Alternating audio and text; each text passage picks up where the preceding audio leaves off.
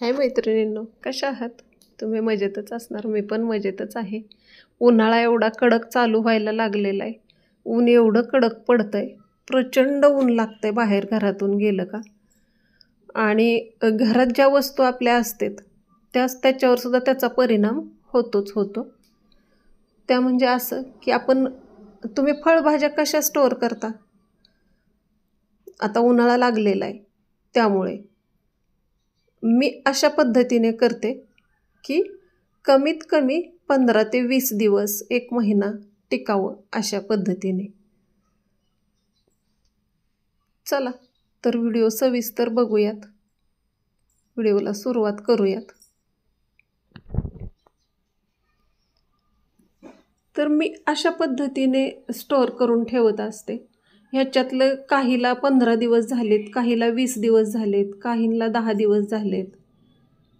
आता हे बीट आहे, हे मी फ्रेश आणलेलं आहे पण एवढ्या क्वांटिटीत. आणि ह्याच्यातलं हे वापरून राहिलेलं आहे गाजर आणि काकडी. ही लिंब आहेत, पहिली काय आहेत, परत नवीन आणलेली काय आहेत. तर मी कायम अशा पद्धतीने स्टोअर करून ठेवते. तुम्हाला फ्रीजमध्ये खाली ट्रॉली असते बघा, त्याच्यात जरी तुम्ही हे टाकून ठेवलं तरीसुद्धा चालू शकतं. पण मी काय केलेलं आहे की एक ट्रे घेतलेला आहे आणि त्याच्यात अशा पद्धतीने मी सर्व नवीन काय आणलं का स्टोअर करून अशा पद्धतीने ठेवते. तर हे बीट बघा, ह्याला 15 दिवस झालेत, अजून कडकची कडक जसं का तसं आहे. तर आपण हे उघडं जर फ्रीजमध्ये ठेवलं तर त्याला बुरशी लागते आणि ते सुकून जातं. आपण ह्याच्यात भाजी ठेवायच्या ट्रॉलीत जर ठेवलं तर ते वाळून जातं. मग अशा पद्धतीने जर स्टोअर केलं तर त्याला कमीत कमी 1 महिनाभर काहीच होत नाही.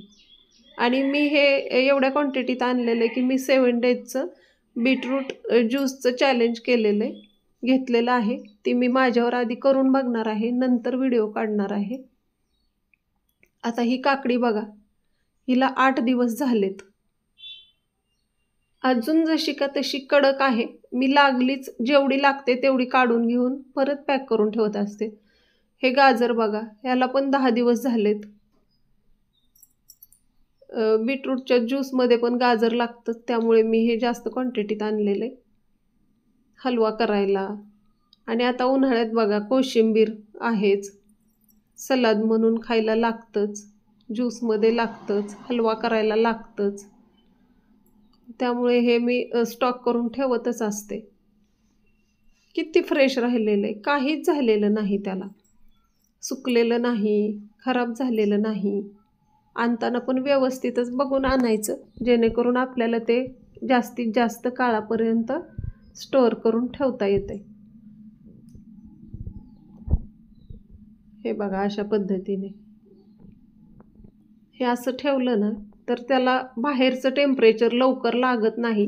तुम्ही किती वेळाही फ्रीजचं दार उघडा आणि किती वेळाही लावा तरी त्याच्यावर काही परिणाम विशेष होत नाही. आता ही लिंब बघा, ह्याच्यातली मी ह्या लिंबांना 20 दिवस झालेले, ती आत्ता थोडीशी खराब व्हायला लागलेत.